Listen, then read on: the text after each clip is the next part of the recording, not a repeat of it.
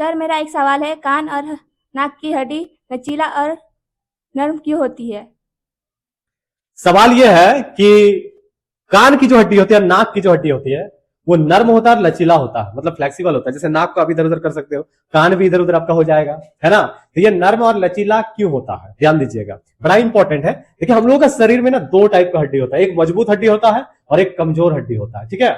ध्यान दीजिएगा क्या बोल रहे हैं। तो जो हड्डी होती है, जो मजबूत हड्डी होता है, उसको हम लोग कहते हैं अस्थि। हिंदी में क्या कहते हैं उसको?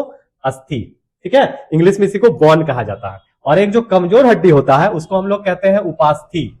क्या कहते हैं इसको? उपास्थि। इसी को हम लोग इंग्लिश में कार्टिलेज कहते हैं, ध्यान दीजिएगा। अब ये अस्थि जो है ये हो गया हड्डी, ये होता है मजबूत। अब ये मजबूत क्यों होता है तो याद रखिएगा, इसमें जो है ना, ध्यान दीजिएगा, इसमें कैल्शियम कार्बोनेट पाया जाता है, ठीक है, कैल्शियम कार्बोनेट, प्लस इसमें कैल्शियम फास्फेट भी पाया जाता है। क्या पाया जाता है? कैल्शियम फास्फेट भी पाया जाता है, ठीक है। तो कैल्शियम कार्बोनेट और कैल्शियम फास्फेट की वजह से जो अस्थि होती है ये मजबूत होती है ना।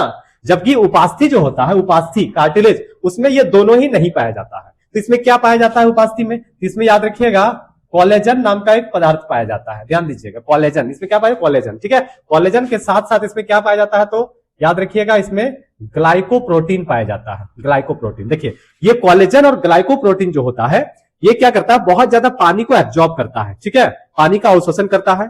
तो ये कोलेजन जो है ना, इसी के वजह से कार्टिलेज जो होता है, मतलब जो कान की हड्डी और नाक की हड्डी जो बना हुआ, ये कार्टिलेज का बना हुआ, ये किसके वजह से क्या होता है तो लचीला होता है और नर्म होता है। मजबूत भी होता है लेकिन लचीला बहुत ज्यादा होगा। तो ध्यान दीजिएगा, बड़ा ही इंपॉर्टेंट है।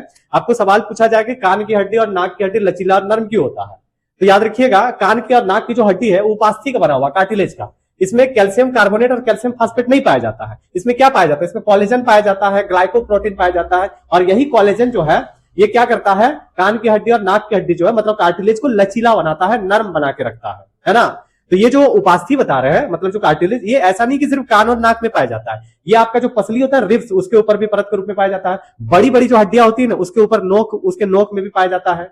जैसे आप लोग देखे होंगे जो चिकन का जो लेग पीस होता है उसका ऊपर में एक परत होता है कार्टिलेज का, है ना, वही कार्टिलेज होता है। ध्यान दीजिए, बड़ा हड्डी के नोक में भी पाया जाता है। तो याद रखिएगा, अस्थि हो गया, ये हड्डी हो गया बोन, उपास्थि हो गया कार्टिलेज। अस्थि में कैल्शियम कार्बोनेट, कैल्शियम फास्फेट, जिसके कारण वो मजबूत है।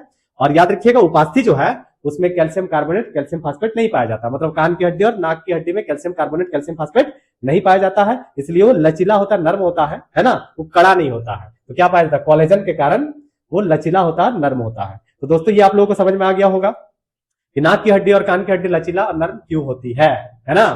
तो यदि आप लोगों को वीडियो अच्छा लगा तो लाइक शेयर कीजिए और फॉलो जरूर कर लीजिए।